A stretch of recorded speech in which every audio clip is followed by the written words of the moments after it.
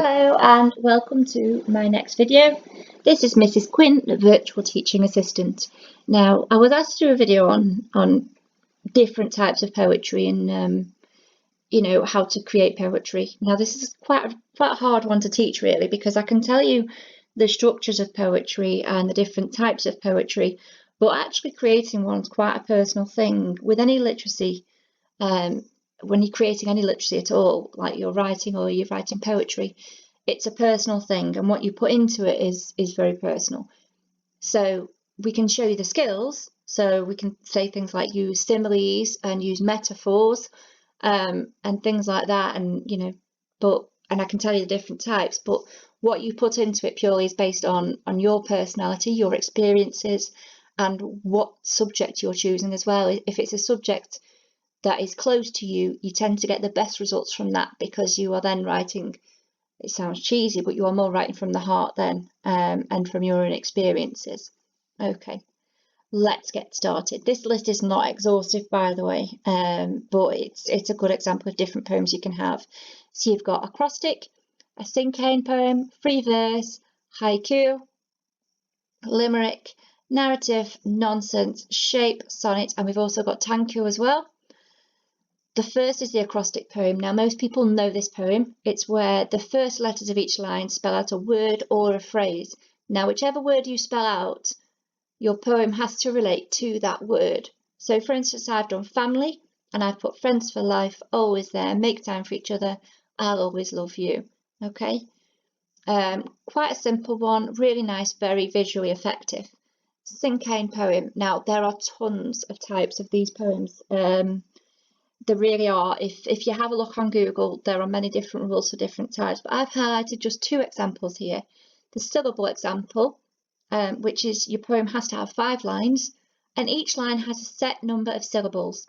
Okay, so this one, so line 1 has to have 2 syllables, line 2 has 4 syllables, line 3 has 6 syllables, line 4 has 8 syllables, and line 5 has 2 syllables.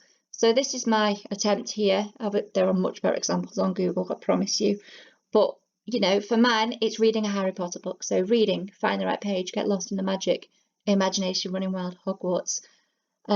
Next is a noun example. So it's when you think of a noun and then you write about that noun. So you start with the noun, then you start with 2 adjectives, then it's 3 adverbs, then it's a short phrase, and then it's a synonym for the first line. So it's a word at the end that basically means the same as the word at the beginning. So mine is dog, furry, loyal, wagging tail, playful, excited, man's best friend, canine. Okay, again, really basic examples. All right, you will definitely find better examples than mine, I promise. All right, free verse. This is probably the one that I enjoy the most, because there are no rules for this one. It doesn't tend to rhyme. There is no set structure to it. There are no rules to it really. You don't have to have those natural pauses. I'm sure you've all seen the poems where they're like setting 4-line verses, and every other line, the last word rhymes. It doesn't have to have that at all. It doesn't have to have a set rhythm. Okay, you can use your own imagination here, use your own creativity, and some of it can rhyme, some of it can't.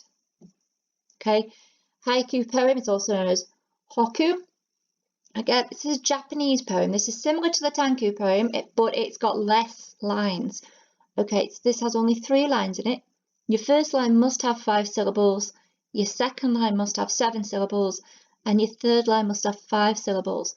Now, no, I'm talking about syllables here, not words. So clap it out if you're not sure. So virtual, yeah?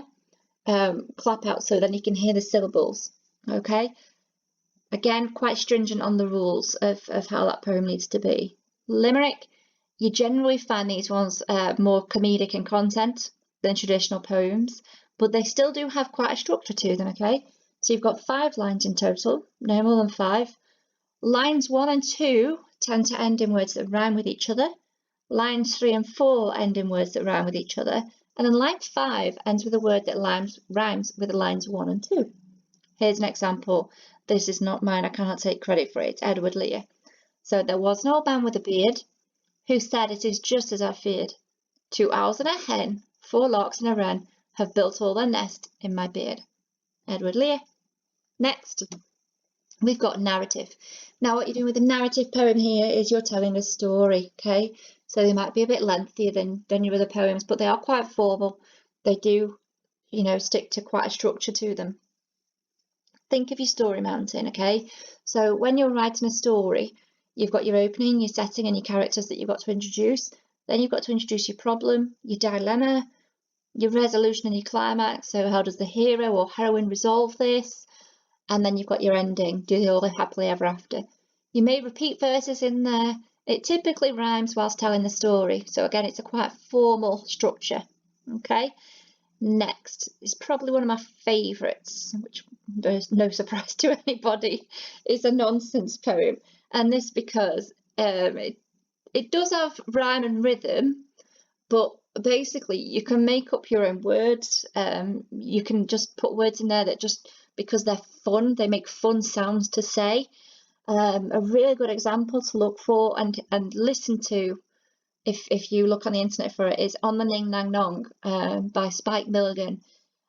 Individually, the individual lines might make sense on their own, but the content of the whole poem together, it wouldn't make any sense. It's just all about fun. Next is a shape poem. So it's written in the shape of the object which the poem's about. So you can see the example here. This poem is about butterflies and this poem is about cats. Okay, so they've written a poem about that thing and then they've made the shape of it. They've written the lines in the shape of that poem. This one takes a lot of prep work in terms of getting all your ideas down on a piece of paper, structuring the image you want to create, things like that. Okay, next you've got the sonnet.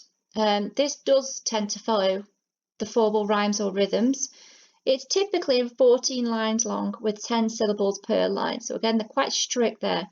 But again, that one can be quite creative and imaginative with the content. And last but not least is a tanka poem.